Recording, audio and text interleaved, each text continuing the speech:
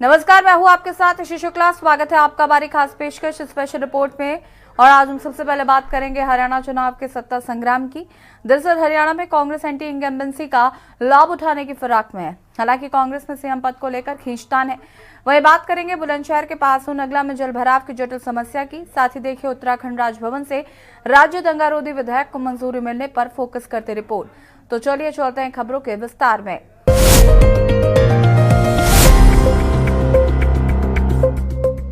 हरियाणा में क्या anti incumbency है? ऐसे में क्या कांग्रेस गुल खिला पाएगी? भूपेंद्र सिंह हुड्डा का मैनेजमेंट कितना कारगर होगा? हालांकि कांग्रेस में मुख्यमंत्री के चेहरे को लेकर लड़ाई की हवा है। वहीं शैलजा कुमारी की नाराजगी की खबरें भी आ रही हैं। बहरहाल कांग्रेस वोट बंटने से रोकना चुनौती होगा। देखिए रिपोर्ट। हरियाणा में सत्ता विरोधी वोट एक मुश्त कांग्रेस को न चले जाए और लड़ाई त्रिकोणी हो जाए, इसके लिए प्रतिद्वंदी पार्टी ने पूरी ताकत लगाई है। दूसरी ओर अपने नेताओं की बेरुखी और पार्टी के ही कुछ लोगों के कारनामे कांग्रेस की इस राह में कांटे के समान होंगे। बहरहाल इन सब से बची तो कांग्रेस गुल खिला पाएगी। आपको बता दें कि टिकटों के बंटवारे में इस बार कांग्रेस ने चतुराई बरती है। भाजपा में उम्मीदवारों की पहली लिस्ट आने के बाद हुई बगावत को देख कांग्रेस ने पहली सेफ सूची सिटिंग विधायकों की और उसके बाद नामांकन से एक दिन पहले। इसके बावजूद बगावत उसे भी झेलनी पड़ रही है और 17 बागी मैदान में पार्टी के उम्मीदवारों के खिलाफ ही उतरे हुए हैं। वे कांग्रेस को नुकसान पहुंचा सकते हैं। हालांकि भूपेंद्र सिंह हुड्डा ने काफी कुछ मैनेज भी कर लिया है। पिछले चुनाव में सबक लेते हुए कांग्रेस हाईकमान ने भूपेंद्र सिंह हुड्डा के समर्थक 72 उम्मीदवारों को टिकट दिए हैं, जबकि कुमारी सैलजा व रणदीप सुरजेवाला गुट को केवल 12। बता दें कि 2019 में सैलजा के 28 समर्थकों को टिकट मिला था, जिसमें से केवल 3 जीत पाए थे। रणदीप सुरजेवाला व किरण दोनों के 5 समर्थकों को टिकट मिला था, लेकिन सुरजेवाला खुद ही हार गए और किरण सिर्फ अपनी सीट निकाल पाई थी। दूसरी ओर हुड्डा के 23 समर्थक जीते थे। इस बार लोकसभा चुनाव में कांग्रेस को 10 में से 5 सीटें मिलने के बाद हाईकमान ने हुड्डा को और ज्यादा फ्री हैंड दे दिया है। हरियाणा विधानसभा चुनाव के प्रचार के बीच कांग्रेस के भीतर मुख्यमंत्री के चेहरे को लेकर लड़ाई तेज हो रही है। पार्टी के राज्यसभा सांसद और राष्ट्रीय महासचिव रणदीप सुरजेवाला ने साफ कहा है कि मुख्यमंत्री बनने के लिए विधायक होना जरूरी नहीं है। सुरजेवाला का ये बयान स्पष्ट रूप से बताता है कि वह मुख्यमंत्री की दौड़ से बाहर नहीं है।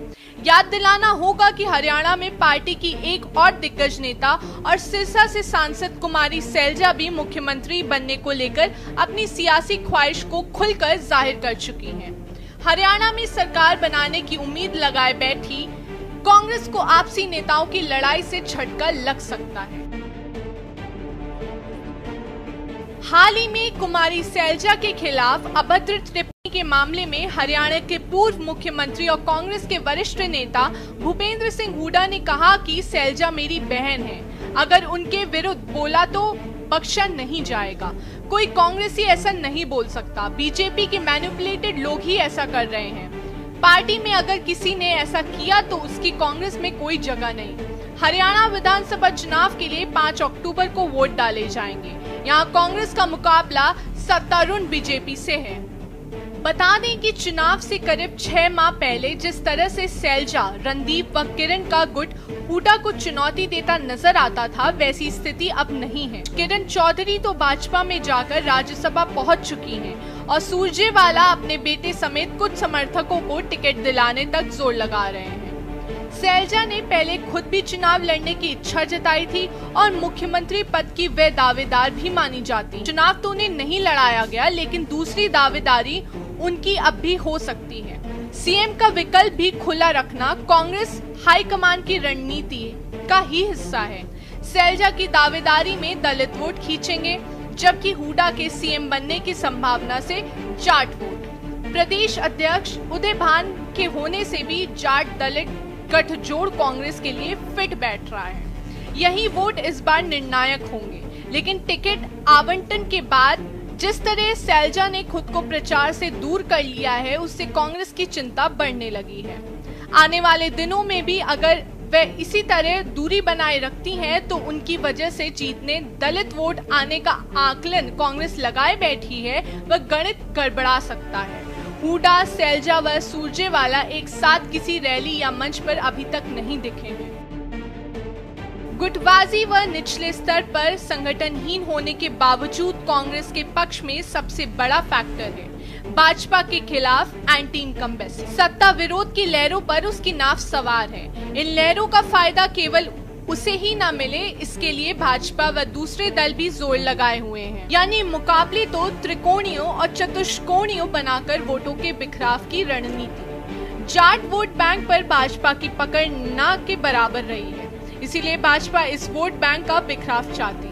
कांग्रेस की चिंता यही है कि पिछली बार जिस तरह से जननायक जनता पार्टी के साथ जाट वोट बट गए थे, उसी तरह इस बार अगर इंडियन नेशनल लोकदल के साथ बटे तो उसे नुकसान हो सकता है। यही नहीं, इनेलो का बसपा के साथ गठबंधन होने से दलित वोट भी बट सकते हैं और भाजपा को फायदा हो सकता है। अति उत्साह में गलतियां होती हैं और कांग्रेस को भी इसी का डर है। सैलजा पर हाल ही में एक कांग्रेस समर्थक की ओर से की गई टिप्पणी को दलित विरोधी बताते हुए भाजपा व अन्य दलों ने भुगाने की कोशिश की। रक्षात्मक हुए भूपेंद्र सिंह हुडा को सैलजा को अपनी बहन कहकर सफाई देनी पड़ी। अब तक आक्रामक कांग्रेस नैरेटिव गढ़ रही है और भाजपा को उसके मद्देनजर अपनी रणनीति बनानी पड़ रही है। किसानों, पहलवानों व जवानों के मुद्दों को कांग्रेस ने इतना बड़ा बना दिया है कि भाजपा के शीर्ष नेतृत्व से लेकर उम्मीदवारों तक को इन तीनों वर्गों को लेकर अति सघन व रक्षात्मक होना पड़ रहा है। इन तीन वर्गों के इर्द गिर्द ही सभी दलों का पूरा प्रचार व मुद्दे घूम रहे हैं। दूसरी ओर अग्निवीरों को रोजगार, एमएमसी की कानूनी गारंटी और सरकारी कर्मचारियों को होल्ड पेंशन स्कीम जैसे वादों के साथ कांग्रेस ने जनता की दुखती रग पर हाथ रखने की कोशिश की है।